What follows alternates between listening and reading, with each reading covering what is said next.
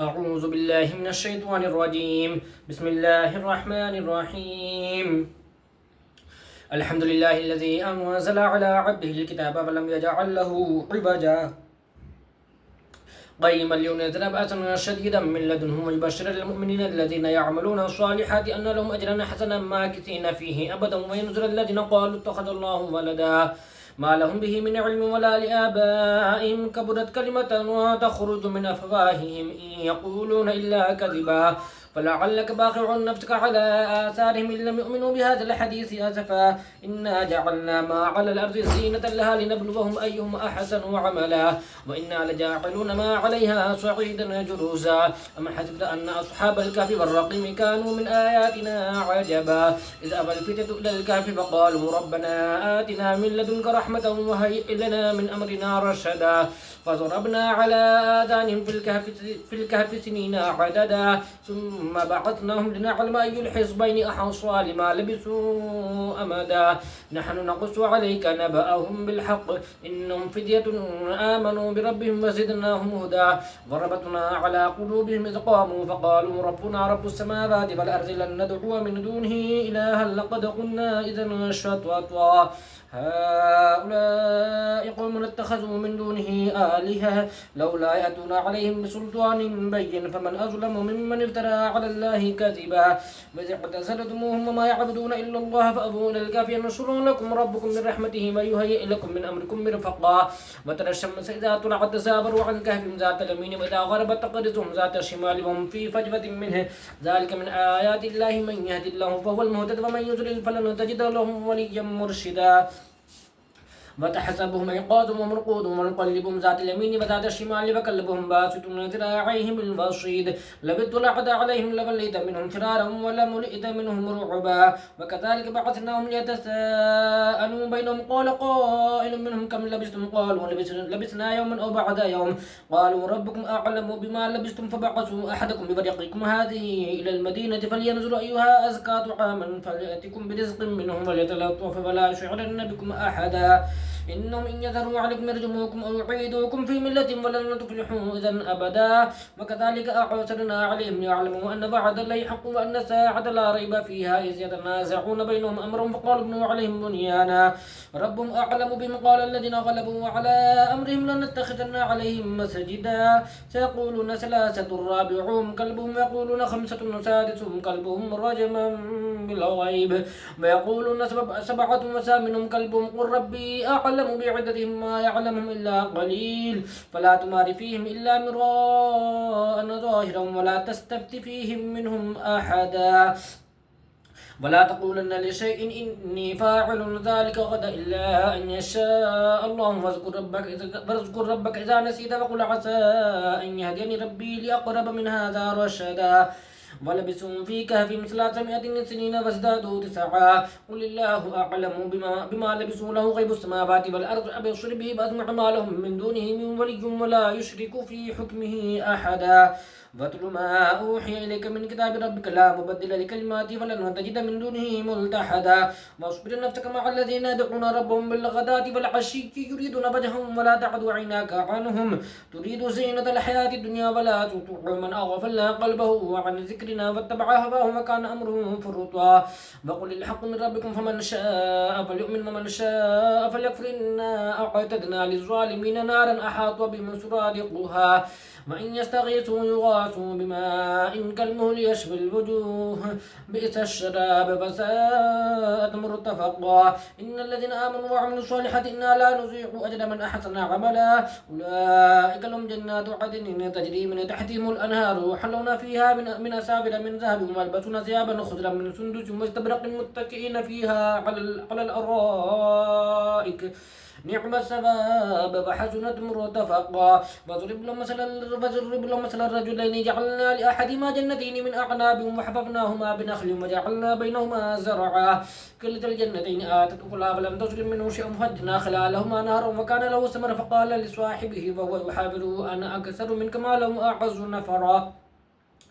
ودخل جنته وهو ظالم لنفسه قال ما أظن أن تبيد هذه أبدا وما أظن الساعة قائمة ولئن رددت إلى ربي لأجدن خيرا منها منقلبا قال له صاحبه وهو يحاوره أكفرت بالذي خلقك من تراب ثم من نطفة ثم سواك رجلا لكن هو الله ربي ولا أشرك بربي أحدا ولولا إذ دخلت جنتك قلت ما شاء الله لا قوة إلا بالله إن ترني أنا أقل منك مالا وولدا فعسى ربي أن يؤتيني خيرا من جنتك ويرسل عليها حسبانا من السماء فتصبح صعيدا زلقا أو يصبح ماؤها غورا فلن تستطيع له طلبا وأحيط بثمره فأصبح يقلب كفيه على ما أنفق فيها وهي خاوية على عروشها ويقول يا ليتني لم أشرك بربي أحدا ولم تكن لهم فئة ينصرونه من دون الله وما كان منتصرا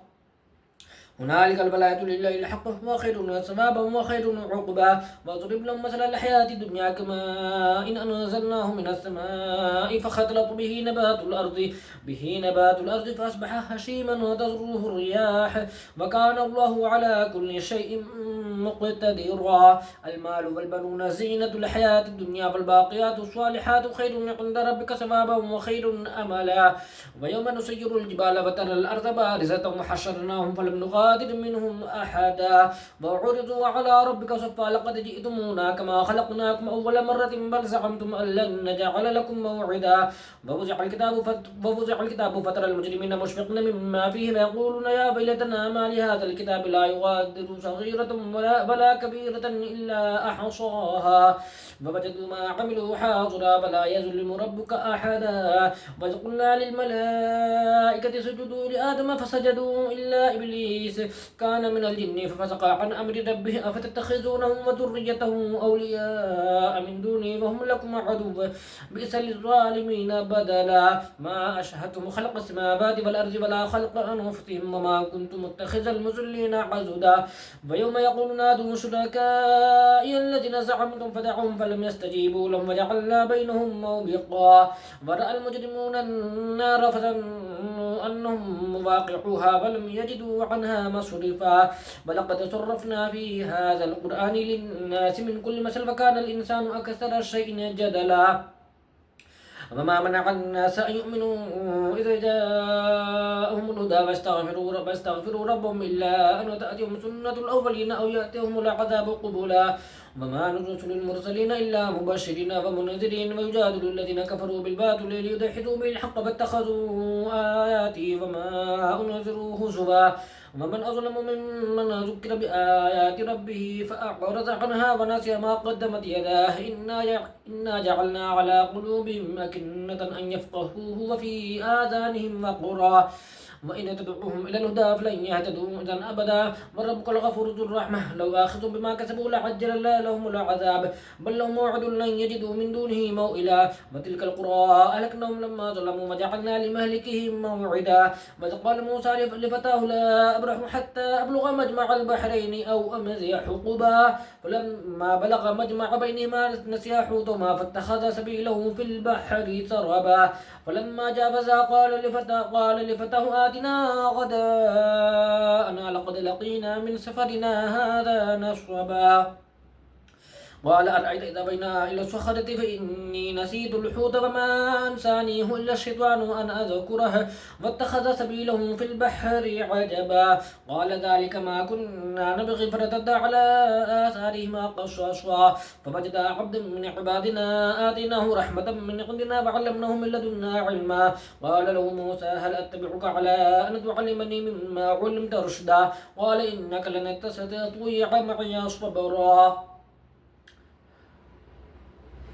وكيف تصبر على ما لم تحط به خبرا قال ستجدني إن شاء الله صابرا ولا أعصي لك أمرا قال فإن اتبعتني فلا تسألني عن شيء حتى أحدث لك منه ذكرا فانطلقا حتى إذا لقيا غلاما فقتله قال قتلت نفسا زكية بغير نفس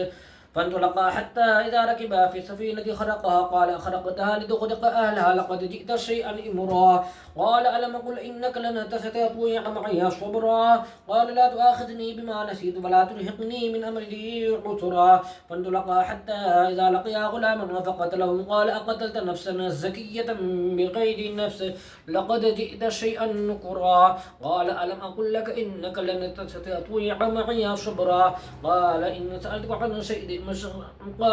عن شيء بعدها فلا تصاحبني قد بلغت من لدني عذرا فانطلقا حتى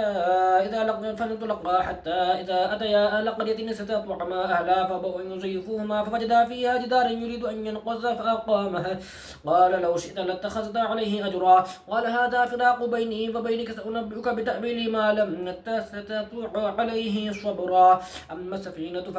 فكانت المساكين يعملون في البحر فأردت أن أعيبها فكان وراءهم ملك يأخذ كل سفينة غصبا وأما الغلام فكان أبواه مؤمنين فخشينا أن يرهقهما طغيانا وكفرا فأردنا أن يبدلهما ربهما خيرا منه زكاة وأقرب رحما وأما الجدار فكان لغلامين يتيمين في المدينة فكان تحته كنز لهما فكان أبوهما صالحا فأراد ربك أن يبلغا أشدهما واستخرجا كنزهما رحمة من ربك وما فعلته عن أمري ذلك تأويل ما لم تستطع عليه صبرا ويسألونك عن ذي القرنين قل سأتلو عليكم منه ذكرا إنا مكنا له في الأرض وآتيناه من كل شيء سببا فأتبع سببا حتى إذا بلغ مغرب الشمس وجدها تغرب في عين حمئة ووجد عندها قوما قلنا يا ذا القرنين إما أن تعذب وإما أن تتخذ فيهم حسنا قال أما من ظلم فسوف نعذبه ثم يرد إلى ربه فيعذبه عذابا نكرا وأما من آمن وعمل صالحا فله جزاء الحسنى وسنقول له من أمرنا يسرا ثم أتبع سببا حتى إذا بلغ مطلع الشمس وجدها تطلع على قوم لم نجعل لهم من دونها سترا كذلك وقد أحطنا بما لديه خبرا ثم أتبع سببا حتى إذا بلغ بين السدين وجد من دونهما قوما لا يكادون يفقهون قولا حتى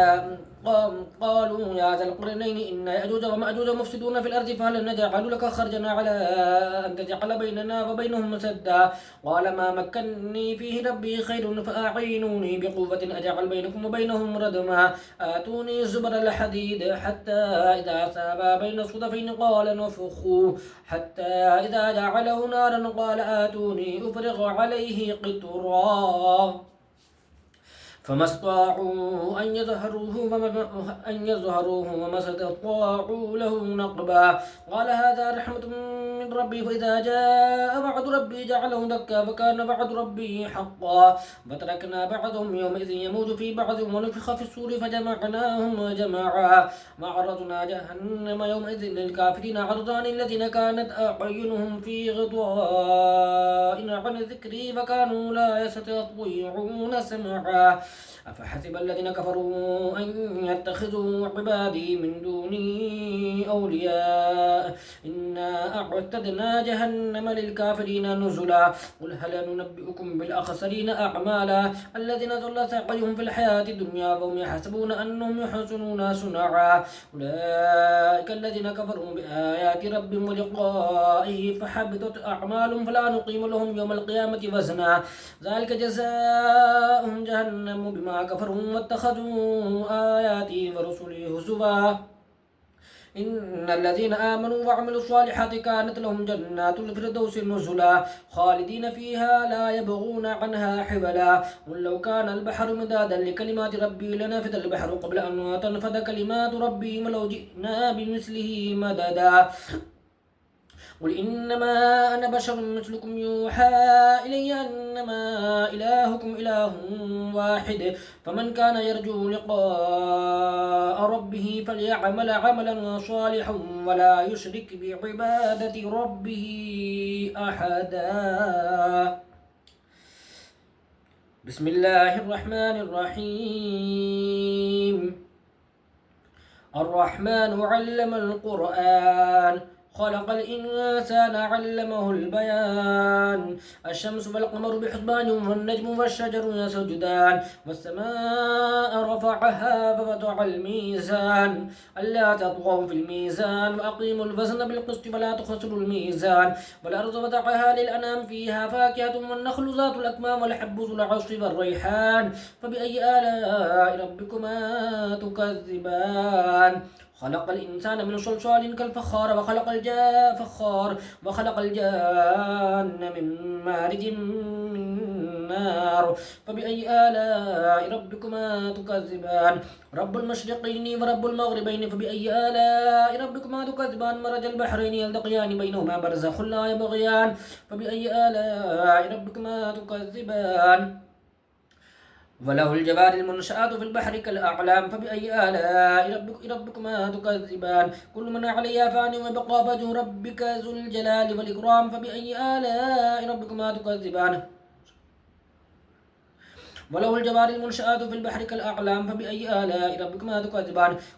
كل من عليها فان ويبقى وجه ربك ذو الجلال والإكرام فبأي آلاء ربكما تكذبان يسأله من في السماوات والأرض كل يوم هو في شأن فبأي آلاء ربكما تكذبان سنفرغ لكم أيها الثقلان فبأي آلاء ربكما تكذبان يا معشر الجن والإنس إن استطعتم أن تنفذوا من أقطار السماوات والأرض فانفذوا لا تنفذون إلا بسلطان فبأي آلاء ربكما تكذبان يرسل عليكم أشواط من نار ونحاس فلا تنتصران فبأي آلاء ربكما تكذبان فإذا انشقت السماء فكانت وردة كالدهان فبأي آلاء ربكما تكذبان فيومئذ لا يسأل عن ذنبه إنس ولا جان فبأي آلاء ربكما تكذبان يعرف المجرمون بسيماهم فيؤخذ بالنواصي والأقدام فبأي آلاء ربكما تكذبان هذه جهنم التي يكذب بها المجرمون يطوفون بينها وبين حميم آن فبأي آلاء ربكما تكذبان ولمن خاف مقام ربه جنتان فبأي آلاء ربكما تكذبان ذواتا أفنان فبأي آلاء ربكما تكذبان فيهما عينان تجريان فبأي آلاء ربكما تكذبان فيهما من كل فاكهة زوجان فبأي آلاء ربكما تكذبان متكئين على فرش بطائنها من استبرق وجنى الجنتين دان فبأي آلاء ربكما تكذبان فيهن قاصرات الطرف لم يطمثهن إنس قبلهم ولا جان فبأي آلاء ربكما تكذبان هل جزاء الإحسان إلا الإحسان فبأي آلاء ربكما تكذبان ومن دونهما جنتان فبأي آلاء ربكما تكذبان مدهامتان فبأي آلاء ربكما تكذبان فيهما عينان نضاختان فبأي آلاء ربكما تكذبان فيهما فاكهة ونخل ورمان فبأي آلاء ربكما تكذبان فيهن خيرات حسان فبأي آلاء ربكما تكذبان لم يطمثهن حور مقصورات في الخيام فبأي آلاء ربكما تكذبان لم يطمثهن إنس قبلهم ولا جان فبأي آلاء ربكما تكذبان متكئين على رفرف خضر وعبقري حسان فبأي آلاء ربكما تكذبان تبارك اسم ربك ذي الجلال والإكرام صدق الله العظيم.